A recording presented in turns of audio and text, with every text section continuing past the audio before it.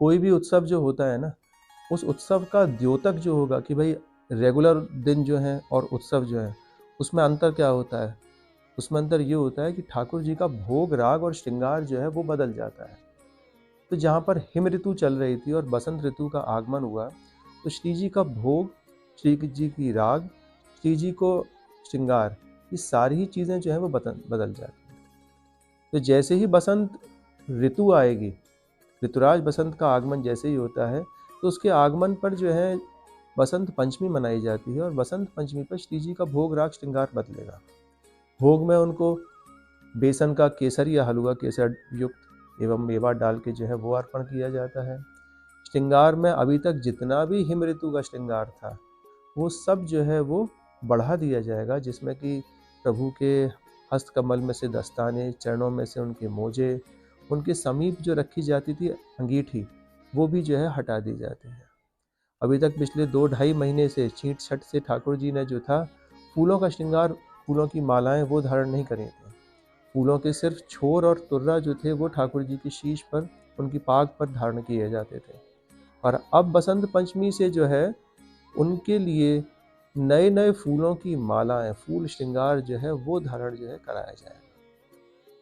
ये सुखमय रहता है और उस समय पर शिशिर ऋतु में इस फूलों से सुख नहीं मिलता है। इस कारण से बसंत के नए नए फूलों का श्रृंगार जो है ठाकुर जी को धारण कराया जाता है।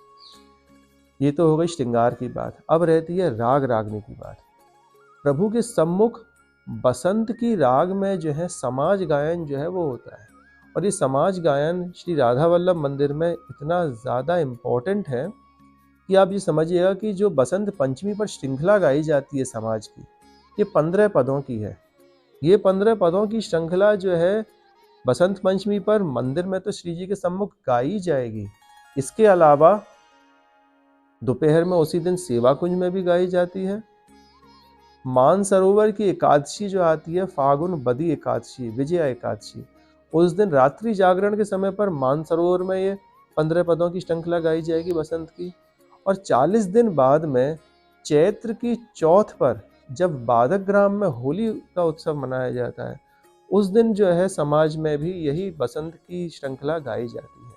ये बसंत की श्रृंखला इतनी इतनी ज़्यादा अच्छी है, आप इसको पढ़ें कभी, कि ठाकुर जी के, हिज्जी महाराज के लिखे हुए पद दोनों जो गाए जाते हैं चतुरासी जी के, जिसमें कि मधुरित वृंदावन आनंद ना थोर, राजत नागरी नव कुशल किशोर। दूसरा पद है देख बन की बात राधे, देख बन की बात। इसी तरह से वनचंद्र जी का द्वारा रचित पद, सुंदरवर जी द्वारा रचित पद, श्री दामोदरवर जी द्वारा रचित पद। श्रृंखला में आगे स्वामी हरदास जी द्वारा रचित पद गाया जाता है, सेवक जी द्वारा रचित पद जो है वो भी गाया जाएगा, और व्यास जी, नागरीदास जी एवं और बाकी जो आचार्य चरण हैं उनके भी द्वारा लिखित ये पद जो हैं गाए जाते हैं। तो इस तरह से भोग, राग और श्रृंगार में ये बदलाव जो है वो आता है बसंत में।